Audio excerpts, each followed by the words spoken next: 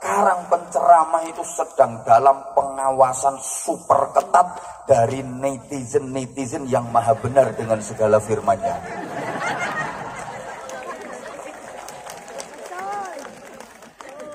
Kepleset dikit, lembut. Ceramah misalnya 90 menit, itu yang 80 menit isinya bagus.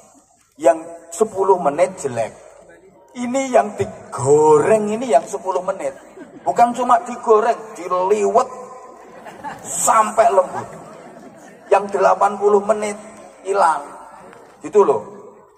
Nah, padahal siapa sih yang gak ada jeleknya? Setiap orang baik pasti ada kejelekannya. Setiap orang jelek pasti ada kebaikannya. Setiap orang baik pasti punya masa lalu yang itu ada buruknya. Dan setiap orang buruk ada harapan untuk memiliki masa depan yang baik. Rawahu Abah Anza.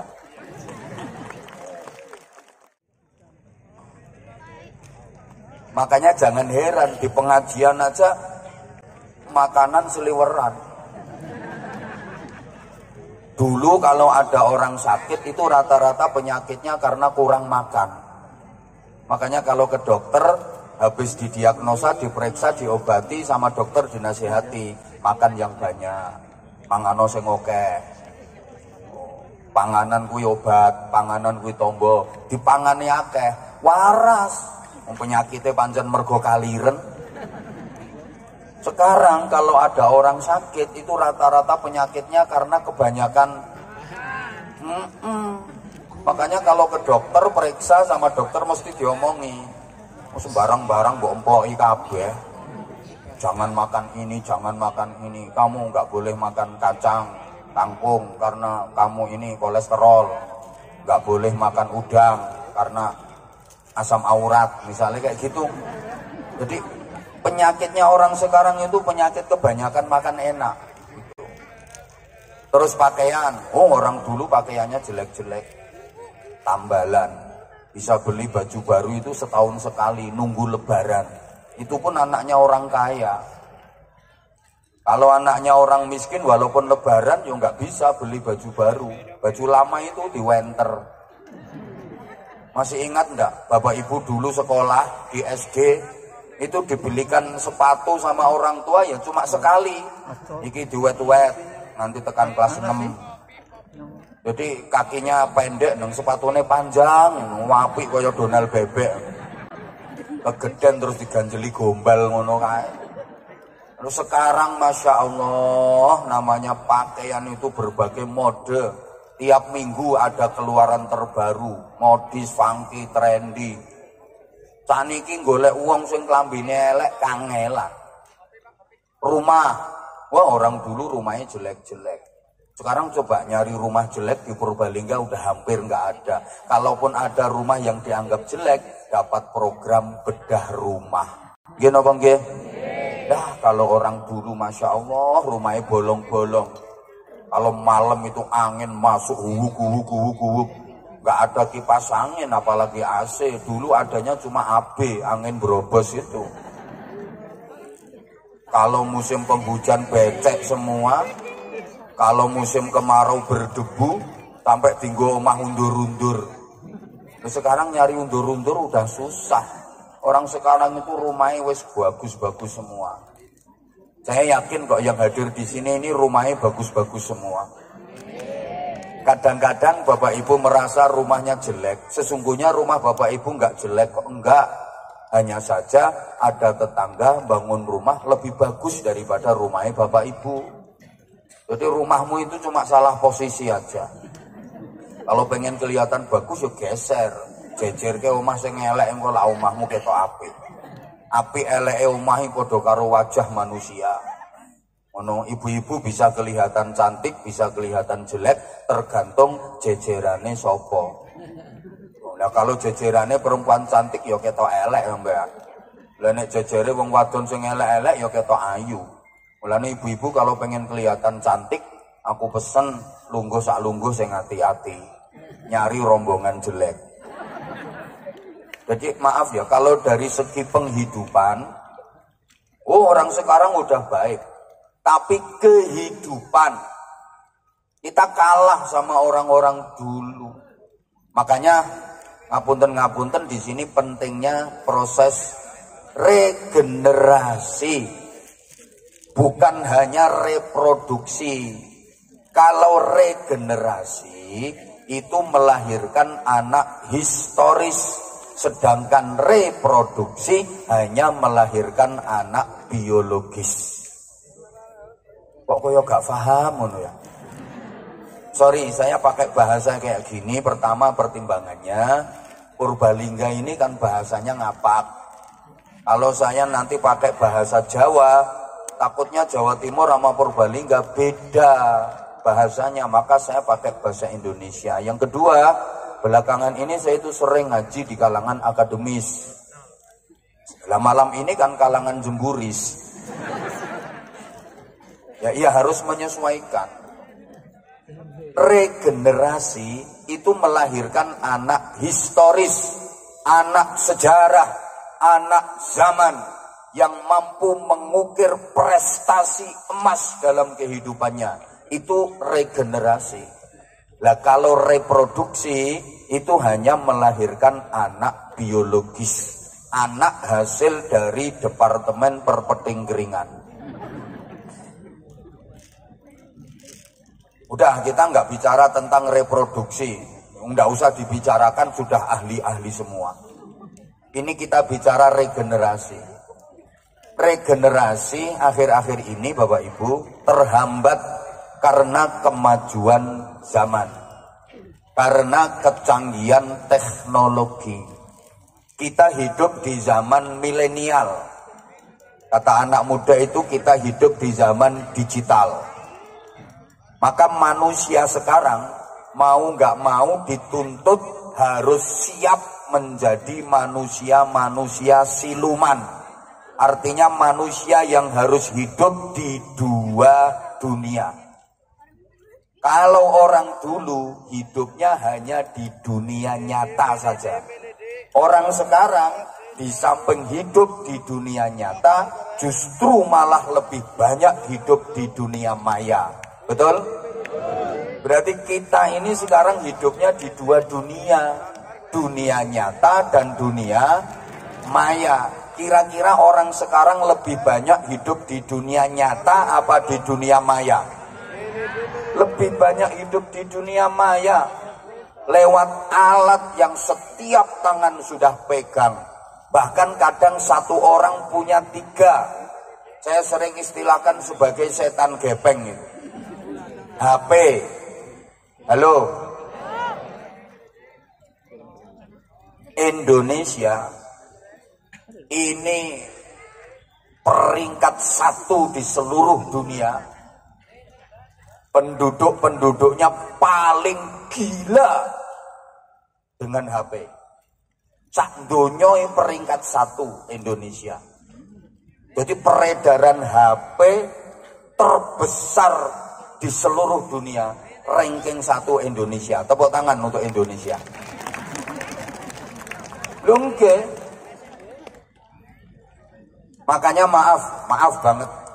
Saya akhir-akhir ini kalau ceramah itu kadang-kadang berat rasa di hati. Beratnya kenapa? Ya maunya ceramah ngaji itu 100% di dunia nyata. Tapi kebanyakan majelis-majelis yang saya datangi, jamaahnya itu 80% berada di dunia maya. Orang saya ceramah, jamaahnya mainin HP coba. Kita ngaji, jamaahnya bikin story. Kita ceramah serius, jamaahnya update status. Nih kudung coklat itu. Habis moto saya ceklek, langsung dibikin status ngaji bareng Abah Anza.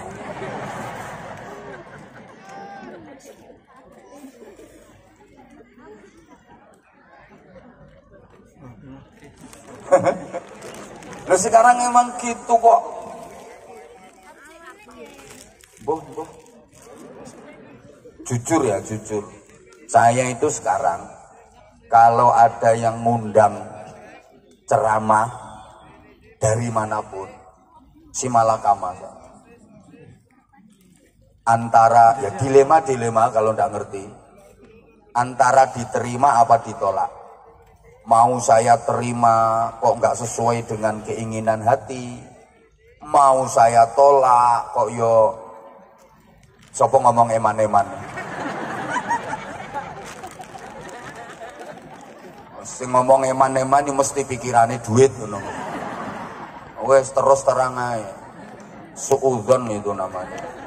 Jangan negatif thinking. Dikira kiai itu mata duiten. Dikira kiai itu materialis.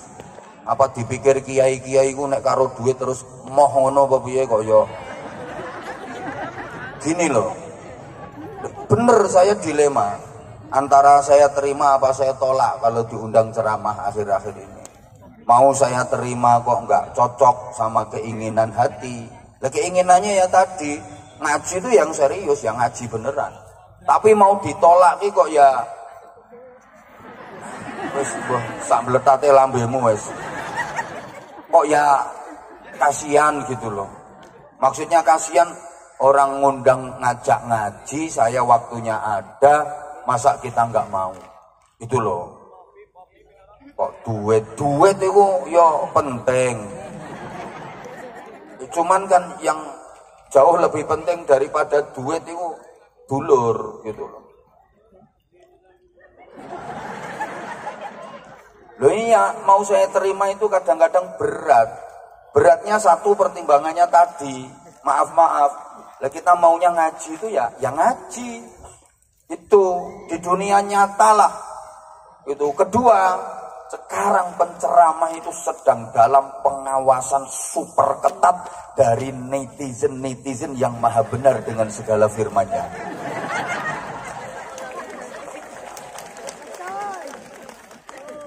Kepleset dikit, lembut.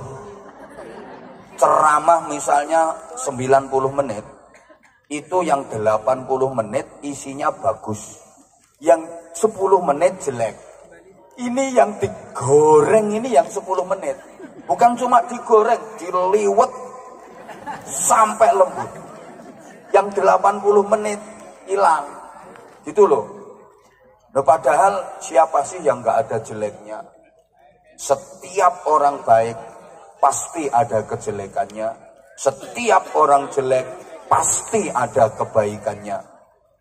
Setiap orang baik pasti punya masa lalu yang itu ada buruknya. Dan setiap orang buruk ada harapan untuk memiliki masa depan yang baik. Rawahu Abah Anza.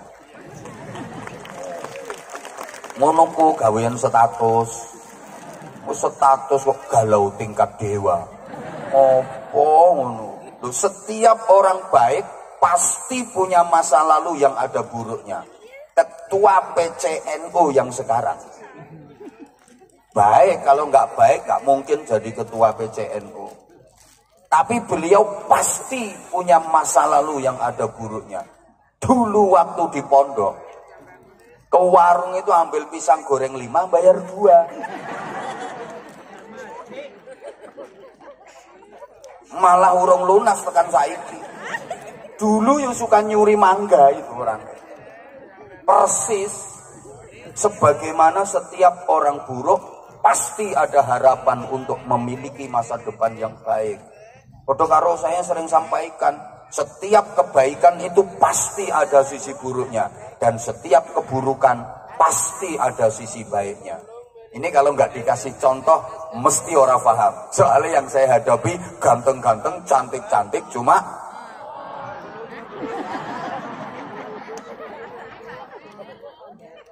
yuk dikasih contoh aja. Pada setiap kebaikan pasti ada sisi buruknya. Misalnya ya, warga Purbalingga ini kan terkenal, orangnya dermawan, wonge lomo-lomo terkenal, saben ketemu kiai mesti nyangoni.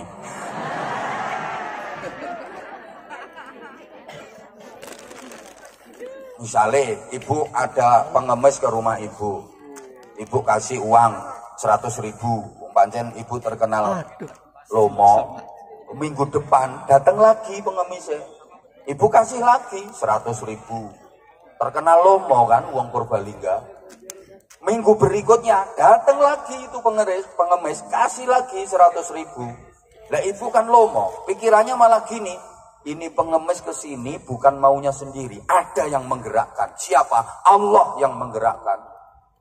Malah ini merupakan ladang pahala bagi saya. Ngono jare wong Purbalingga. Akhirnya tunggu langganan. Tiap minggu datang dan terus dikasih 100.000. Baik apa baik? Kurang banter, baik apa baik? Baik, tapi itu ada sisi buruknya. Ibu aja yang nggak tahu. Apa sisi buruknya? Bukankah Nabi menyatakan, la yazalur rajulu yas'alun nas. Kalau ada orang yang suka meminta-minta pada manusia, garis miring ngemis-ngemis, hatta ya'tiya yaumal qiyamah wa laisa fi wajhihi mus'atul lahmin.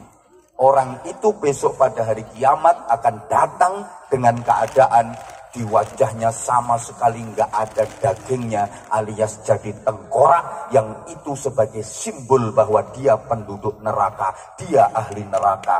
Kenapa kok sampai jadi tengkorak? Karena suka ngemis. Kenapa suka ngemis? Karena sampean paringi terus.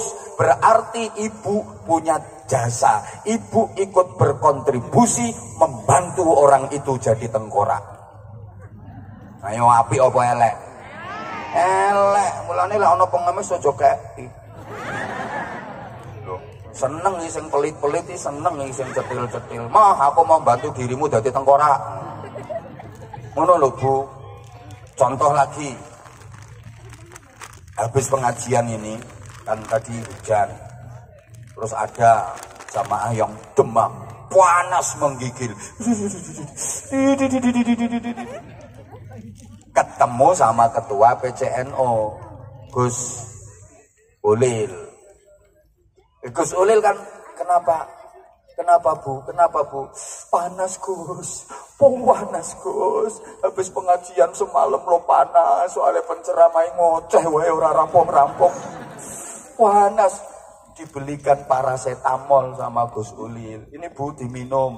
Habis minum paracetamol langsung sembuh, alhamdulillah. Ayo jawab yang banter. Ngono ku Gus Ulil sae napa sae? Kurang banter, maringi wong loro sakit diparingi obat sembuh. Panas diparingi obat sembuh. Gus Ulil sae napa sae? Awon napa sae? Sae napa awon? Sae napa sae? Alhamdulillah, monggo dibidalaken ten kuburan.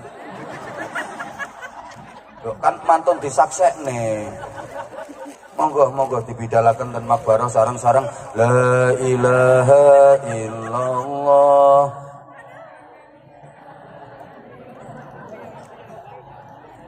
Sae Gus Ulil. Tapi jangan lupa dalam kesayanane Gus Ulil tadi ada sisi buruknya. Apa itu? Ingat, Rasulullah bersabda, humma yaumin kafaratu sanatin. Panas, sakit panas sehari itu menghapus dosa setahun. Gara-gara paracetamol wong iki. Orang tadi dosanya setahun gak jadi dihapus sama Allah. Ya kalau sakit panasnya cuma sehari, lah kalau sakit panasnya seminggu, berarti dosa 7 tahun gak jadi dihapus gara-gara paracetamol wong iki. Ayo Gus Ulil ngoten niku berarti sae napa awon? Elek. Dalam kebaikan itu ada sisi buruknya. Demikian pula dalam setiap keburukan pasti ada sisi baiknya. Ibu maaf misalnya ya, ibu sampean punya suami. Suami sampean kan laki-laki.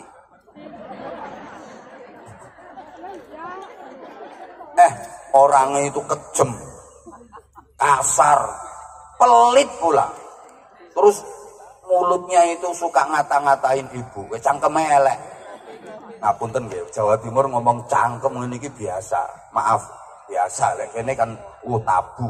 Purbalingga terkenal halus, di Purbalingga kan bahasanya cocot. Jadi ini ya, suami sampean itu Masya Allah kotor mulutnya. Pagi belum ibu bikinin kopi, marah-marah ibu, dikata-katain, pokoknya binatang kaki 4 itu keluar semua. Kepala ibu dibentur-benturkan tembok. Dijawab, Bu, suami kayak gitu api apa elek? Leh ngomong elek kok kaya dendam ngono model. Elek ini suami apaan ini? Padahal itu ada baiknya.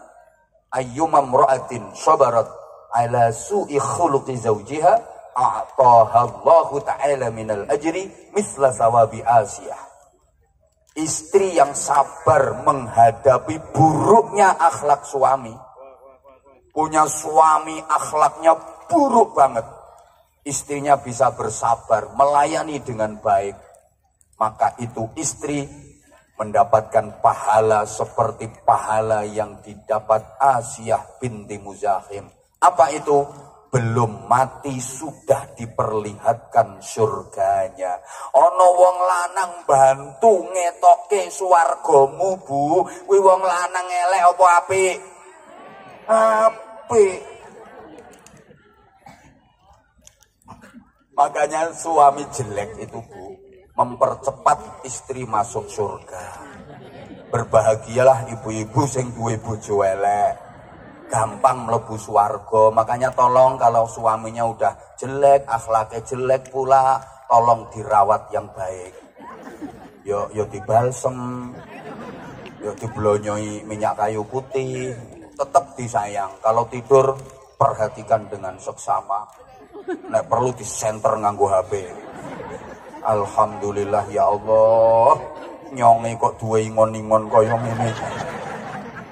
Ngono. Maaf, ini diantara dampak, yang saya sebut setan gepeng tadi. Bukankah gara-gara HP itu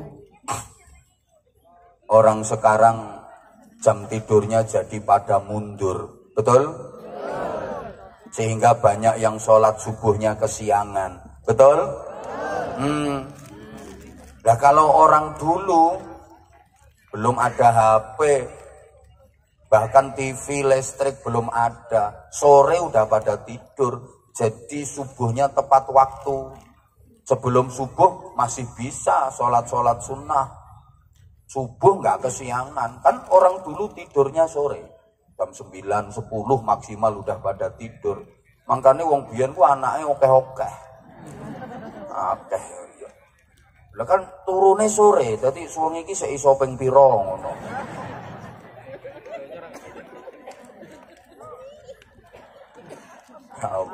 Nah sekarang itu wis utak-utek HP sampai dini hari. Sehingga banyak yang subuhnya kesiangan, jam 7:30 baru bangun. Usolli fardhu subhi raka'ataini mustaqbilal qiblati qarinan lillahi ta'ala. Gara-gara itu pula orang sekarang jadi males baca Quran. Betul? Wis to, jujur lah jawab, kapan gak jujur pindah aku. Orang ini panitia dari Purwokerto aja udah jemput dari sebelum maghrib. Ini makhluk ya mau. Oh ini loh makhluk ya. Halo.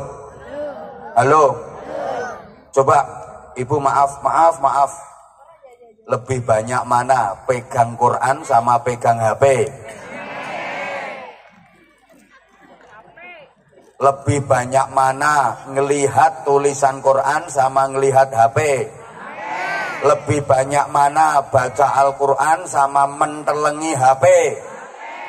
Ya udah besok di akhirat minta syafaatnya Samsung, minta syafaatnya Oppo itu. Ya Allah. Nah ini keberkahan jadi berkurang. Kadang-kadang ditanya, banyak mana pegang Quran sama pegang HP? Banyak pegang HP. Kan di HP juga ada Quran. Bisa disetting, ada aplikasi Qurannya, tinggal buka. Iya, nggak salah. Tapi seberapa sering itu aplikasi Quran di HP-mu kamu buka? Pertanyaannya kan itu. Kalaupun baca Al-Quran via HP, maaf, itu mengurangi nilai barokah. Orang dulu kalau mau baca Quran, wudhu dulu. Lu kan nggak boleh pegang mushaf Quran kecuali suci dari hadas. La yamassuhu illal mutahharun. Jadi orang dulu kalau mau baca Quran wudhu. Lah wudhu itu barokah. Wudhu itu ibadah. Wudhu itu pahalanya besar. Wudhu itu terjaga dari maksiat. Wudhu itu terhindar dari setan. Dijaga malaikat. Udah dapat pahala. Pakaiannya rapi kalau mau baca Quran orang dulu. Nutup aurat. Kemudian menyekel,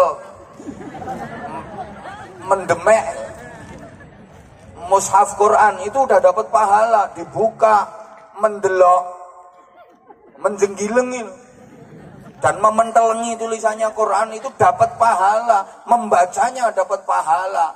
Kesulitannya dalam membaca dapat pahala. Penuh dengan berkah. Sekarang kan ngentengke wong saiki. Karena di HP ada aplikasi Quran, jadi mau baca Quran gak usah pegang mushaf, gak usah wudhu. Kadang pakaiannya sekenanya, kadang sikapnya juga sekenanya, sambil metingkring, sambil tidur-tiduran. Itu buka HP, tulisannya ayat Quran sambil ngentut, tut, tet, prot, dut. Loh kok tut, tet, prot, dut? Nah memang suara entut itu kan tergantung ukuran bokong. Nah kalau bokongnya tipis kecil ya tit, bokongnya sedengan ya tet, bokong gede ya tuwot, apalagi gede kuandel kan.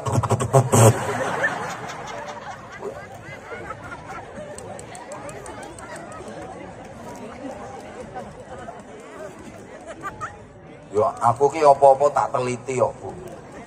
Gara-gara itu pula maaf sekarang banyak anak yang tidak berbakti kepada orang tua. Banyak anak yang berani sama orang tua.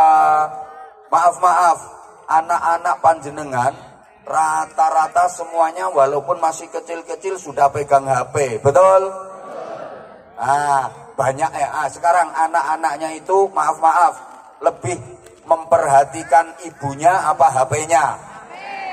Lebih nurut sama bapaknya apa HP-nya? Lebih sering pegang kitabnya apa HP-nya? Lebih sering mempelajari buku pelajaran sekolahnya apa HP-nya? Syukur. Kenapa seperti itu? Ya soalnya ibunya yang ngono. Ibu-ibu zaman dulu itu kalau habis maghrib ngaji, baca Quran, belum ada listrik, masih pakai sentir, gedulumuan, kacamotane kuandel kae. Lah sekarang ibu-ibu kalau habis maghrib baca Quran apa TikTokan? Apik. Ya itu. Duh. Sekarang maaf, kadang-kadang ada nenek atau kakek kangen sama cucunya. Akhirnya nenek kakek itu ke rumah cucunya. Bukan putunya yang sowan simbah, malah simbahnya yang sowan putu saiki. Lah kalau mbahnya dateng kira-kira putune iku jagongi mbahe apa jagongi HP-ne? Halo? Ini diperhatikan apa enggak tuh aku ngomong ini? Allahumma sholli ala Muhammad. Ibu maaf ya. Gara-gara itu pula sekarang dunia jadi terbalik. Banyak orang tua yang berbakti kepada anak. Sekarang gitu.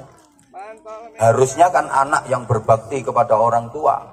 Tapi sekarang malah orang tua yang berbakti kepada anak. Dulu orang tua itu kendel merintah anak. Sekarang malah anak yang kendel merintah wong tuane. Nggih napa nggih? Sekarang gitu. Banyak orang tua yang malah berbakti kepada anak. Kalau anak dulu itu berbakti sama orang tua. Anak dulu itu manut-manut sama orang tua. Urusan apapun manut sama orang tua. Sampai baju pakaian apapun ya manut. sama orang tua, dibeliin sama orang tua, sekolah manut pilihannya orang tua, ngaji mondok kemana manut pilihannya orang tua, sampai nikah itu manut pilihannya orang tua, anak-anak dulu. Betul? Iya, kadang dadi panten lungguhe singkur-singkuran kok. Nggih, ndak kenal kok, itu pilihannya orang tua. Mantenan singkur-singkuran, tapi yo tiap tahun procot lemana. Sekarang coba ibu misalnya punya anak perawan, terus ibu pilihkan jodohnya. No, tak entuk no kae no yo. Kae lo imam kae lo no. Kae bocah surgep ning masjid no, ibu seneng. Emahku nyonge ora seneng kok. Manut. Ora ana wong tua pengen nyusahne anak, ibuke oleh bapakmu ya manut mbahmu. Nyatane uripe ya kepenak. Mah nyange ora seneng kok. Manut, mah. Lah nek ibu maksa ya imam kon ngrabi rika. Ini anak sekarang seperti itu. Nah, karenanya para Purbalingga belum dengar ya, sekarang hitungannya per menit. Ini. Oke, saya hanya ingin sampaikan rumusan sederhana terkait pendidikan anak. Karena bicara TPQ Al-Quran, Al-Quran ini pendidikan dasar. Nanti kita kaitkan kalau waktunya mencukupi, kalau nggak mencukupi ya kapan-kapan ngundang lagi lah. Jangan sampai anak itu nggak bisa baca Al-Quran, Bu. Jangan sampai anak nggak bisa baca Al-Quran. Ini sekarang yang lagi memprihatinkan pula. Anak sekarang itu belajar Al-Quran cepat bisa dibanding anak dulu. Cepat bisa anak sekarang. Karena sekarang banyak metode-metode praktis, metode cepat cara belajar Al-Quran. Betul? Betul? Kalau dulu, Masya Allah, dulu itu semua rata-rata pakai Qaidah Baghdadiyah. Kalau di daerah saya namanya turutan. Di sini apa? Sami ke. Dulu kan gitu. Ngaji Quran itu pakai Qaidah Baghdadiyah, pakai turutan. Mulai menghafal huruf hijaiyah. Alif, ba, ta, sa, jim, ha, kho, dandang, rusa. Dal, dal, ro, za, sin, shin, sob, dot.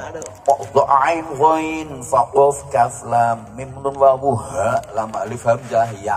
Dulu. Terus naik pelajarannya alif fathah, alif kasroh, i, alif domah, u.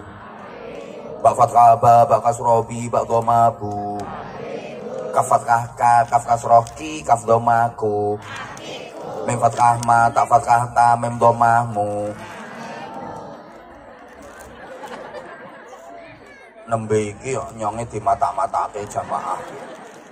Alif ya sukun fathah ai, lam fa sukun fathah laf ya domah you. I love you too.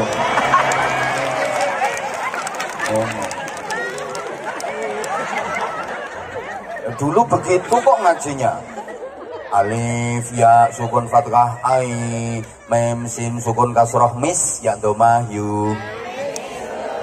Aku juga kangen kok sama kamu. Dulu kan begitu ngajinya. Kalau turutan sudah khatam, baru mulai mancek ngaji Al-Quran.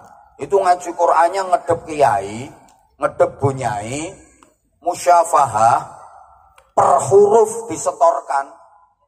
Tidak disebut khatam, tidak dinyatakan khatam sebelum 114 surah 30 juz utuh semuanya dibaca setoran di hadapan gurunya. Utuh 114 surat 30 juz setoran semua di hadapan gurunya, nggak ada satu huruf pun yang terlewatkan. Baru dinyatakan khatam, baru diselamati. Betul? Dulu begitu, sekarang enggak. Wong belajar 6 jilid sudah wisuda. Pakai toga, dapat piagam. Ngono ibune leh bangga anakku wis wisuda Al-Quran. Wisuda pret 6 jilid tok itu dianggap udah khatam, dianggap udah lulus. Makanya anak sekarang cepat bisa belajar dan baca Qur'annya, tapi cepat melupakan pula. Setelah bisa membaca, apakah terbiasa membacanya? Kalau dulu karena untuk bisa membaca Qur'an itu susahnya luar biasa, berat. Jadi perjuangan berat bisa lancar baca Quran itu. Sehingga begitu bisa dipertahankan dan rutin. Ramadan itu kalau tadarus Al-Quran habis taraweh sampai sahur dulu. Betul? Sekarang mana ada anak-anak muda mau tadarusan Quran. Langka kalaupun ada. Ngadeg opo ini. Nah, begitu saya berdiri, ibu-ibu dan mbak-mbaknya langsung tepuk tangan. Ini membuktikan bahwa memang perempuan itu lebih suka laki-laki yang kuat berdiri.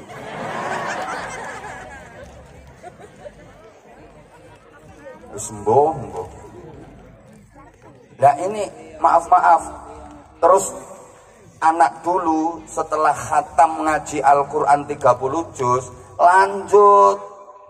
Belajar plus tajwidnya itu udah dihafalin tajwidnya itu mulai Syifaul Jinan, Tuhfatul Atfal munggah terus.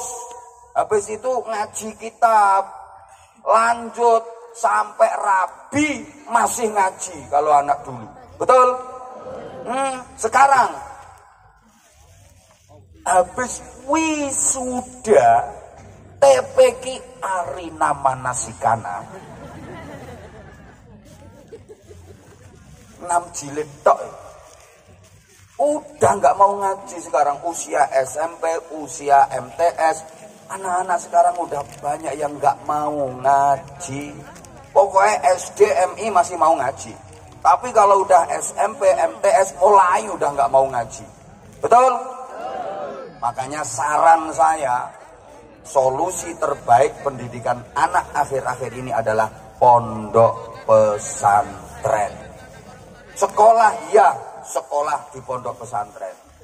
Ngono, sekolah ning pondok, ojo mondok ning sekolahan. Coba, sekolah ning pondok karo mondok ning sekolahan sama apa beda? Beda, iki ilmu balaghah iki. Padha karo lho. Gedhe ndase ambek ndase gedhe. Sama apa beda? Beda. Kalau gede ndase itu orang sombong, besar kepala itu orang sombong. Lah nek ndase gede, emang kepalanya besar. Jadi ukurannya ndas iki gede. Mbah. Modele ora patek ngaji kok.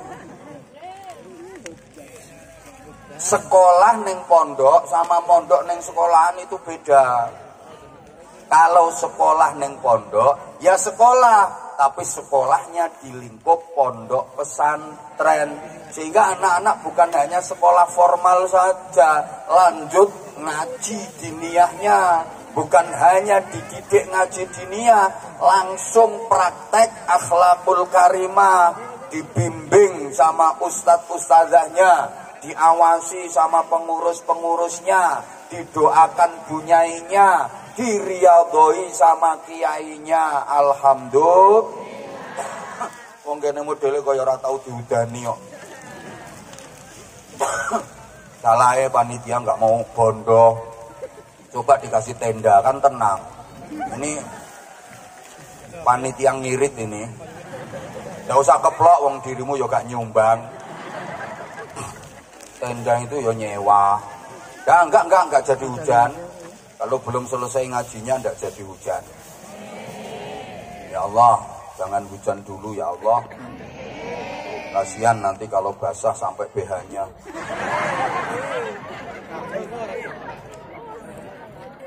Itu ada yang udah persiapan kemulan plastik itu. Allahumma sholli ala Muhammad. Ibu udah taring ke saya, ini waktunya udah mepet. Di antara keistimewaannya Al-Quran dulu, Sebelum nanti kita ke rumusan sederhana yang saya janjikan, kalau tidak cukup waktunya sekali lagi saya mohon maaf ya, kapan-kapan lagi. Di antara keistimewaannya Al-Quran, yang setebal itu, sebanyak itu, bisa dihafal di luar kepala tanpa terlewatkan satu huruf pun. Tidak ada di dunia ini kitab atau buku yang setebal Al-Quran yang bisa dihafal seluruhnya tanpa ada yang kelewatan satu huruf pun. Tapi kalau Quran bisa. Sehingga di mana-mana kita sering mendengar ada musabaqah hifdzil Quran, lomba hafalan kitab suci Al-Quran. Tanpa mengurangi rasa hormat kita kepada saudara-saudara kita yang beragama lain, rasa-rasanya kok belum pernah ada ya lomba hafalan kitab suci agama lain. Jenengan nate pireng lomba hafalan kitab Injil, lomba hafalan kitab Weda, lomba hafalan kitab Tripitaka. Karena sepinter-pinternya pemeluk agama lain, gak bakal ada yang bisa hafal kitab sucinya utuh, tidak ada yang